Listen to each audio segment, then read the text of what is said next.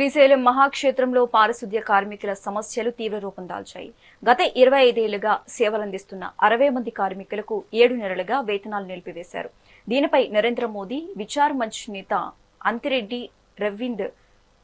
అరవింద్ రెడ్డి ధ్వజమెత్తారు. దళిత గిరిజన వర్గాలకు చెందిన వీరికి కనీసం ఐడి కార్డులు కూడా ఇవ్వకుండా దేవస్థానం శ్రమ దోపిడీకి పాల్పడుతుందని ఆయన ఆరోపించారు. వేతనాలు లేక అనారోగ్యంతో ఉన్న కుటుంబ సభ్యులకు మందులు కూడా కొనలేని స్థితిలో కార్మికులు కన్నీరు మున్నీరవుతున్నారు. మరి 7 నెలల సంది మీకు జీతాలు ఇవ్వకుండా పని ఎలా చేస్తున్నారు? చైర్మన్ గారిని కలిసారా? ఇద్దరు మాట్లాడండి. చైర్మన్ గారిని కలిసారా?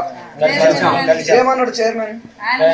ఫస్ట్ సానుకూలంగా మాట్లాడారు. బోర్డులో కూడా ఆయన ఏం చెప్పారు, బోర్డులో కూడా అందరూ బోర్డు మెంబర్స్ అందరూ కూడా మాకు సానుకూలంగా చెప్పారు. ఫస్ట్ దాని ప్రకారం వాళ్ళ సానుకూల ప్రకారం మానవతా దృక్పథంతో వీళ్ళని మళ్ళా కలపకుండా చూడండి అని వాళ్ళు బోర్డులో పెట్టి ఆమోదించి పెట్టారు. ఆమోదం పలిపారు. దాన్ని ఏం చేశారు, మళ్ళీ ఇప్పుడు ఆయనే కదా మీకు అందరికి బాస్. ఇప్పుడు తండ్రి లాంటి వాడే కదా. ఇంతకు ముందు ఈవోలు ఎవరైనా ఇట్లున్నారా? గతంలో ఏదైనా ఏ ఈవో గారైనా సరే శానిటేషన్ వాళ్ళంటే ఎంతో ఆప్యాయతంగా ప్రేమతో చూసుకునే వాళ్ళు మమ్మల్ని. ఈయన వచ్చిన కానీ మమ్మల్ని ఇలా చూస్తున్నారు. కానీ ఏ ఈవో గారైనా సరే అయ్యా మాకు ఇలా సమస్య ఉందంటే ముందు. జై శ్రీరామ్. నా పేరు అంతిరెడ్డి అరవింద్ రెడ్డి. శ్రీశైల మహాక్షేత్రం నుంచి ఈ వీడియో చేస్తున్నాను. విషయం ఇంకొస్తే, శ్రీశైల దేవస్థానం పారిశుద్ధ కార్మికులు ఎవరైతే ఉన్నారో శానిటేషన్ సంబంధించి వీళ్ళు 64 మంది ఒక ఏజెన్సీలో పనిచేస్తున్నారు. గతంలో వీళ్ళు శ్రీశైల దేవస్థానానికి అవుట్సోర్సింగ్గా డైరెక్ట్గా పనిచేస్తూ ఓచర్పై సైన్ చేసి ఓచర్ పేమెంట్ తీసుకోవడం జరిగింది.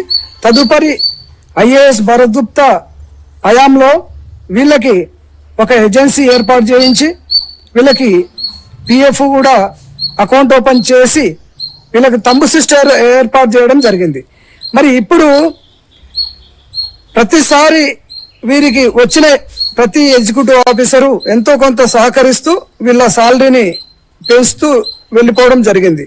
కానీ ఇప్పుడున్న పరిస్థితి 7 నెలల నుంచి ఈరోజు 29 మార్చ్ అయినటువంటి ఈరోజు నేను చేస్తున్న వీడియో పద్ధతి ప్రకారంగా ఇప్పటికి 7 నెలల జీతభత్యాలను వాళ్ళకి ఇవ్వడం నిలిపివేయడం జరిగింది శ్రీశైల దేవస్థానం దేవాదాయ సిబ్బంది. మరి ఈ విషయంపై కమిషనర్ గారు చేస్తున్నటువంటి వివరణ ఏంటి? కమిషనర్ గారు ఏ విధంగా దీనికి వాళ్ళకి సహకరిస్తున్నాడు? మరి 7 నెలల సాలరీ వాళ్ళకు ఇచ్చేదే 15,000.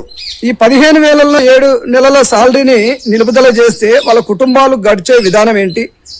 మరి శానిటేషన్లో పనిచేసేటువంటి ఈ సిబ్బంది అనేక రకాలుగా క్షేత్ర పరిధిలో ఎవరైనా చనిపోయినా ఆ డెడ్ బాడీని కూడా వీళ్ళే తీసివేయడం జరుగుతుంది. జై శ్రీరామ్.